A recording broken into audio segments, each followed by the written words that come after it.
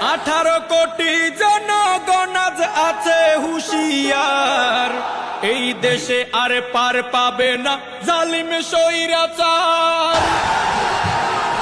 এই দেশে আর পার পাবে না জালিম স্বৈরাচার। তুমি কেমন জালিম, তুমি কেমন জালিম ছিলে আমার বাংলাদেশের বুকে।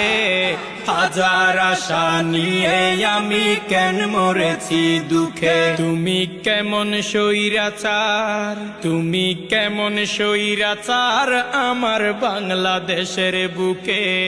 16 বছর ধরে আমি কেন মরেছি দুঃখে। হাজার আশা নিয়ে আমি কেন মরেছি দুঃখে। 16 বছর ধরে আমি কেন মরেছি দুঃখে।